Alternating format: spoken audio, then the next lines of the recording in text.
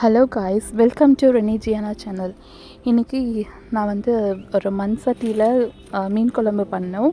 So அதை பற்றின video தான் இது வந்து இட்லி, தோசை எல்லாத்துக்குமே வந்து ரொம்ப ஆப்டாக இருக்கும். மண் சட்டியில் செஞ்ச என் ஹஸ்பண்ட்க்கு ரொம்ப பிடிக்கும். ஆனால் அது ரொம்ப நாள் ஆச்சு நாங்கள் அதை யூஸ் பண்ணாமல் இருந்து. அப்படி தான் ஞாபகம் வந்தது, சரி எடுத்து பண்ணலாம் அப்படின்னு சொல்லிட்டு.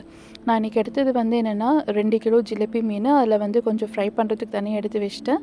ஸோ கொஞ்சம் மீன் ஒரு நியர்லி 1 கிலோ தான் நான் எடுத்திருக்கேன் ஜிலேபி மீன். இதுக்கு வந்து என்னென்னா, அந்த மண் சட்டி நல்லா சூடானதுக்கப்புறம் அதில் வந்து எண்ணெய் ஊற்றி, நல்லெண்ணெய் ஊற்றிட்டு எண்ணெய் காஞ்சதுக்கப்புறம் அதில் வந்து வெங்காயம், பூண்டு, மிளகு எல்லாம் போட்டு வதக்கிட்டு, அது நல்லா வதங்கி பொன்னிறமானதுக்கப்புறம் கட் பண்ணி வச்சுருக்க தக்காளி எடுத்து போட்டு அதில் கொஞ்சம் உப்பு போட்டு அதையும் நல்லா வதக்கி எண்ணெய் பிரிஞ்சு வர வரைக்கும் வச்சுருந்து அதுக்கப்புறம் மிக்சியில் அரைச்சி எடுத்துடணும். அப்புறம் அதே பானையில் நம்ம வந்து எண்ணெயை ஊற்றி கடுகு, வெந்தயம், பெருங்காயத்தூள் இதை போட்டுட்டு நல்லா வந்து கடுகு பொரிஞ்சதுக்கப்புறமா நம்ம என்ன பண்ணணும்னா, நம்ம அரைச்சி வச்சுருப்போம்ல அந்த ஃபஸ்ட்டு நம்ம வதக்குனது அதை எடுத்து இதில் போட்டு அதை வந்து நல்லா ஒரு பெரட்டி ஒரு கையளவு வந்து கருகாப்பிலை எடுத்து போட்டு அதையும் வந்து நல்லா ஃப்ரை பண்ணணும். ஃப்ரை பண்ணி முடிச்சுட்டு நல்லா எண்ணெய் வந்து நல்லா அழகாக பிரிஞ்சு வரும். அந்த சமயத்தில் நம்ம வந்து 2 பச்சை மிளகா வந்து ஃப்ளேவருக்காக நான் வந்து போட்டிருக்கேன்.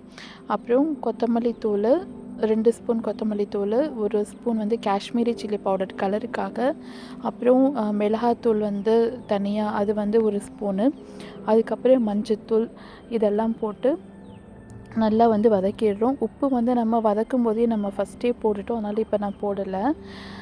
போட்டு இதையும் வந்து நல்லா வதக்கிட்டு அந்த மசாலாலாம் வந்து நல்லா மிக்ஸ் ஆகி எண்ணெயில் பிரிஞ்சு வரணும்.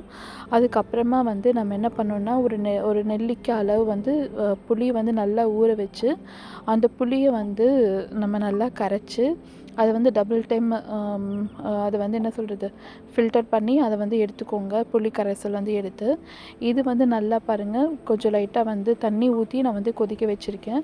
அப்போ இது கொதி வந்ததுக்கப்புறம் அந்த புளி தண்ணி எடுத்து நம்ம ஊற்றணும். புளி தண்ணி எடுத்து ஊற்றுனதுக்கப்புறம் அது வந்து என்னென்னா கொஞ்சம் கெட்டியாகும். நம்ம ஊற்றுனதை விட கொஞ்சம் கெட்டியாகும். அது வரைக்கும் நம்ம வச்சுட்டு நல்லா கொதி வரும்போது நம்ம வந்து ஒரு மூடி தேங்காய் அதை வந்து நான் பத்தை போட்டு மிக்சியில் அதை வந்து நான் அரைச்சி வச்சுருக்கேன். அந்த தேங்காவை எடுத்து ஊற்றுறோம். ஸோ தேங்காய் எடுத்து ஊற்றிட்டு அது நல்லா வந்து கொதி வரணும். நல்லா கொதித்து அப்பயும் வந்து திரும்பி குழம்பு வந்து நல்லா வற்றுற அளவுக்கு வரும். வற்றுறதுனா நம்ம தண்ணியை வச்சுருப்போம் இல்லையா, அது கொஞ்சம் கெட்டி ஆகணும். ஸோ அந்தளவுக்கு வந்து வச்சுட்டு அதுக்கப்புறம் நம்ம நல்லா வாஷ் பண்ணி வச்சு மீனை எடுத்து போட்டு நம்ம வந்து இந்த மீன் வந்து பார்த்திங்கன்னா மத்தி மீன் மாதிரி தான், சீக்கிரமாக வெந்துடும். ஸோ அதனால் வந்துட்டு என்னென்னா, நம்ம அந்தளவுக்கு வந்து இதை விட தேவையில்லை. நம்ம வந்து சீக்கிரமாக ஒரு 3 மினிட்ஸ் மட்டும் நம்ம வச்சுட்டு மூடி போட்டு வச்சுட்டு நம்ம வந்து நவுத்தி வச்சிட்டோம், அடுத்த அடுப்பில் வந்து மாற்றி வச்சிட்டோன்னா அந்த சூட்லேயே அது வந்து நல்லா வெந்துடும். ஓகேங்களா? ஸோ இதுதான் வந்து என்னோடய மீன் குழம்பு. இது வந்து பார்த்திங்கன்னா இட்லி, தோசை எல்லாத்துக்கும் வச்சு சாப்பிட்டா அவ்வளோ டேஸ்ட்டாக இருக்கும். என் குழந்தைங்களுக்கு வந்து இது ரொம்ப பிடிச்சிச்சு. ஏன்னா அது ஃபர்ஸ்ட் டைம் நான் மண்பானையில் செஞ்சதுனால என் சின்ன பொண்ணு எல்லாமே வந்து வீட்டில் இருக்க எல்லா பாத்திரத்தையும் எடுத்து போட்டு எனக்கு மண்பானையிலேயே எனக்கு செஞ்சு கொடுங்கம்மா அப்படின்னு சொன்னால். ஸோ மண் பானை கிடையாது, மண் சட்டிலே வந்து செஞ்சு கொடுங்க அப்படின்னு சொன்னால் அந்தளவுக்கு இது வந்து ரொம்ப டேஸ்டியாக இருக்கும். நீங்களும் செஞ்சு பாருங்கள். தேங்க்யூ காய்ஸ், தேங்க்யூ ஃபார் வாட்சிங்.